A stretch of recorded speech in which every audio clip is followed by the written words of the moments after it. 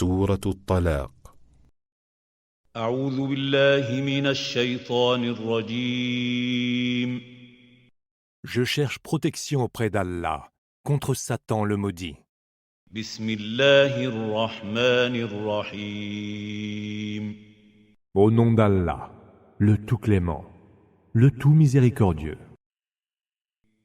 يا أيها النبي إذا طلقتم النساء فطلقوهن لعدتهن وأحصوا العدة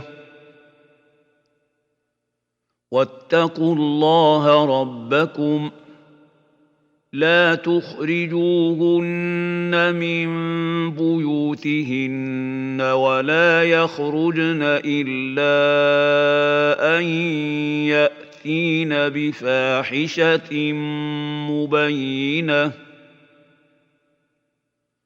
وتلك حدود الله ومن يتعد حدود الله فقد ظلم نفسه لا تدري لعل الله يحدث بعد ذلك أمرا. Ô prophète, si vous divorcez d'avec les femmes, faites-le en respectant leur délai de viduité, la idda, dont vous compterez les jours. Craignez Allah, votre Seigneur, ne les faites pas sortir de leur maison, qu'elles n'en sortent que si elles ont commis un acte immoral évident. Telles sont les limites d'Allah. Hudud. Celui qui outrepasse les limites d'Allah est injuste envers lui-même. Tu ne peux savoir si entre-temps Allah ne fera pas advenir une situation nouvelle. فإذا بلغن أجلهن فأمسكوهن بمعروف أو فارقوهن بمعروف وأشهدوا ذوي عدل منكم وأقيموا الشهادة لله ذلكم يوعظ به من كان يؤمن بالله واليوم الآخر ومن يتق الله يجعل له مخرجا. Leurs termes ayant été atteints, ou vous les garderez alors d'une manière convenable, ou vous les quitterez d'une manière tout aussi convenable. Faites témoigner de cela 2 hommes parmi les plus équitables d'entre vous. Vous devez en témoigner par obéissance à Allah. Voilà une exhortation pour qui croit en Allah et au jour dernier. À quiconque le craint, Allah prévoit une honorable voie de sortie. وَيَرْزُقُهُ مِنْ حَيْثُ لَا يَحْتَسِبُ وَمَنْ يَتَوَكَّلْ على الله فهو حسبه إن الله بالغ أمره قد جعل الله لكل شيء قدرا. Et lui dispensera des biens d'une manière à laquelle il ne s'attendait pas. Quiconque s'en remet à Allah, Allah lui suffira. Allah atteint toujours son objectif, et il a prévu à chaque chose un terme mesuré. واللائي يئسن من المحيض من نسائكم إن ارتبتم فعدتهن 3 أشهر واللائي لم يحضن وَأُولَاتُ الْأَحْمَالِ أَجَلُهُنَّ أَن يَضَعْنَ حَمْلَهُنَّ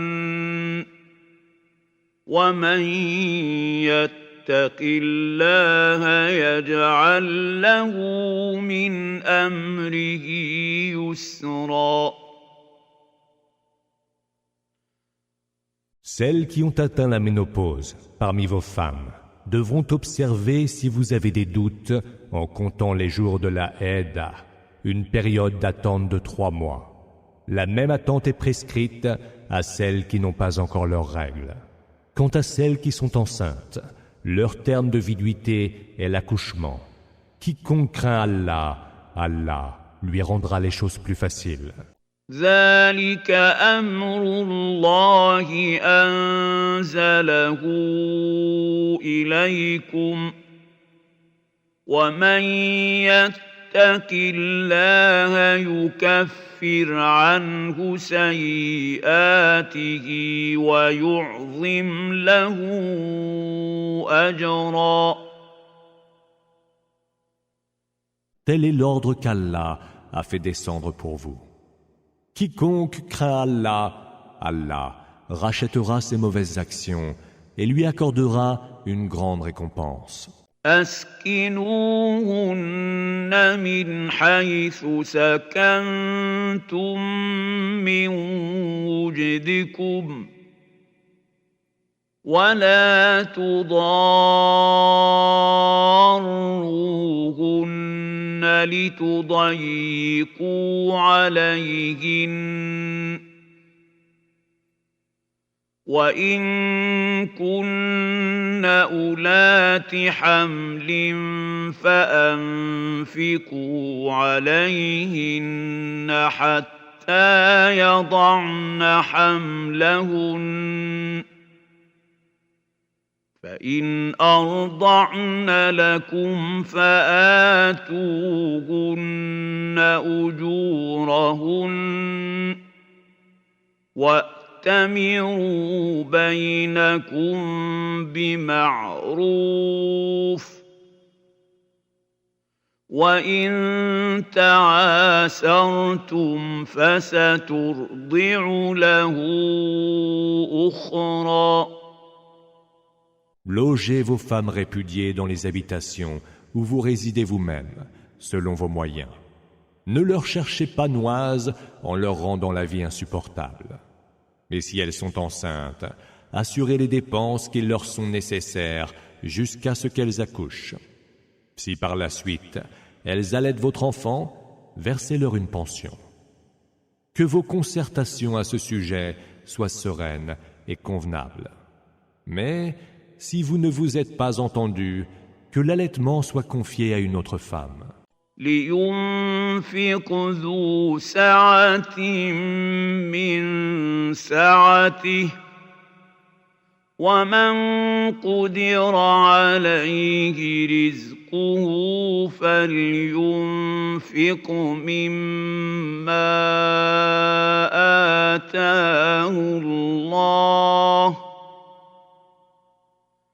لا يكلف الله نفسا إلا ما آتاها سيجعل الله بعد عسر يسرا.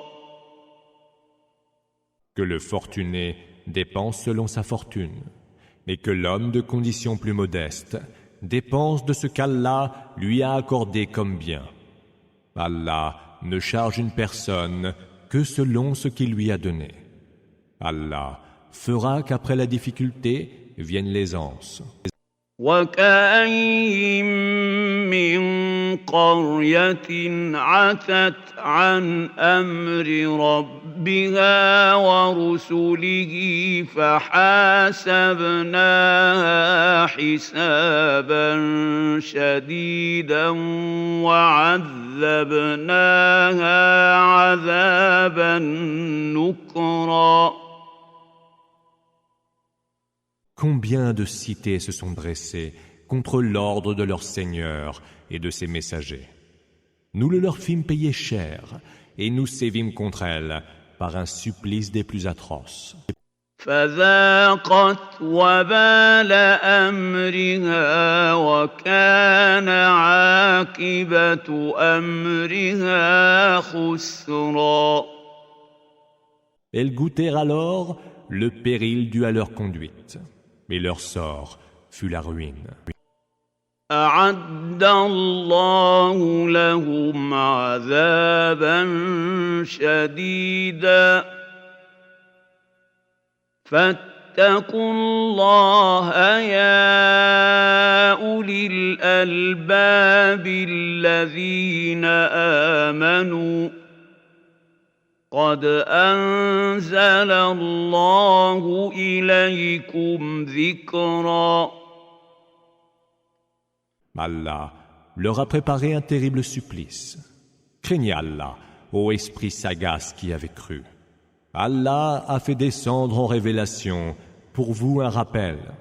رسولا يتلو عليكم آيات الله مبينات ليخرج الذين آمنوا وعملوا الصالحات من الظلمات إلى النور ومن يؤمن بالله ويعمل صالحا يدخله جنات تجري من تحتها الأنهار خالدين فيها أبداً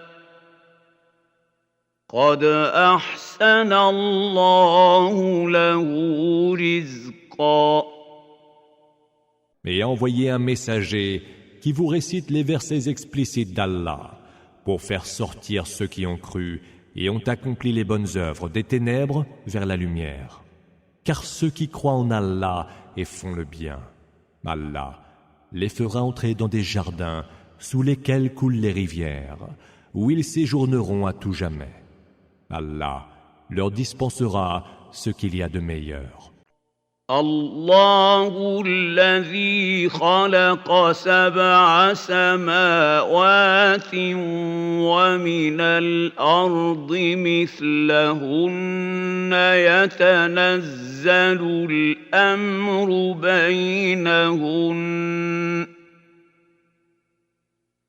يتنزل الأمر بينهن لتعلموا أن الله على كل شيء قدير وأن الله قد أحاط بكل شيء علما.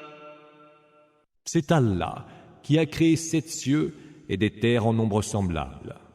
Entre cieux et terre, l'ordre descend toujours pour que vous sachiez qu'Allah est de toutes choses infiniment capable et qu'Allah cerne toutes choses par sa science.